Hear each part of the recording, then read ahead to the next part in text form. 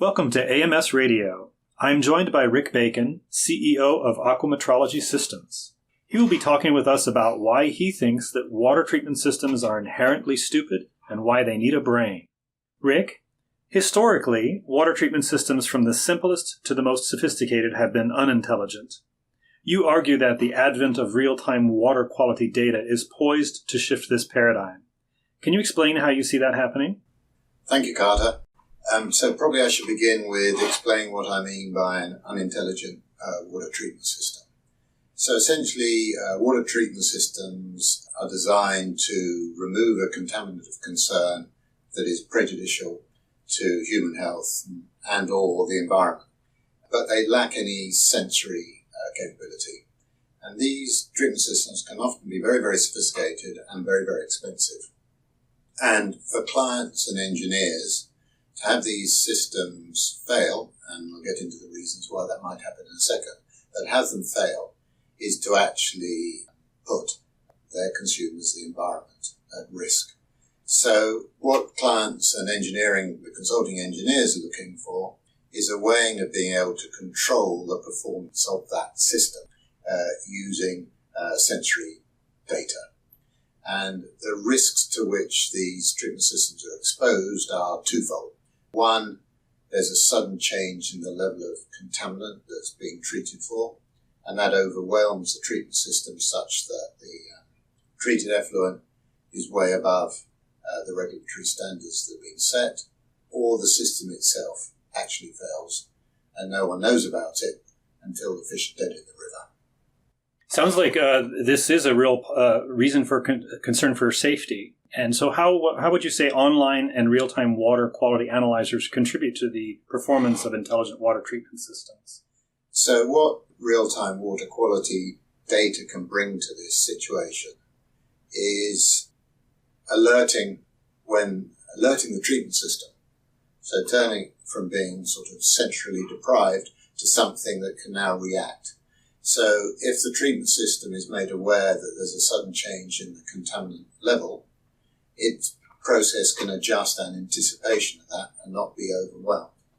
And by the same token, if the water treatment system, something in it fails, and it could be as simple as a pump, these treatment systems have multiple points of potential failure. Real-time data, water quality data, can capture that deterioration in the performance of the treatment system and either shut it down or bring online an alternative treatment system so that the water quality standards that have been established for that treatment system are fully met. Well, it sounds like great ideas in theory, but can you provide our listeners with some examples where real-time water quality monitors and treatment systems have come together to aid industries and municipalities in their efforts to operate effective treatment systems?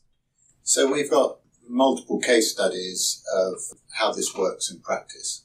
And it could be a treatment system that is treating for arsenic, which might be blending water that's got very high levels of arsenic with cleaner water.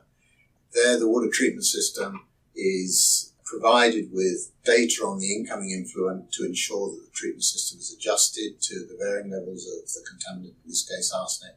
And on the back end, the real-time data of the effluent is meeting regulatory standards.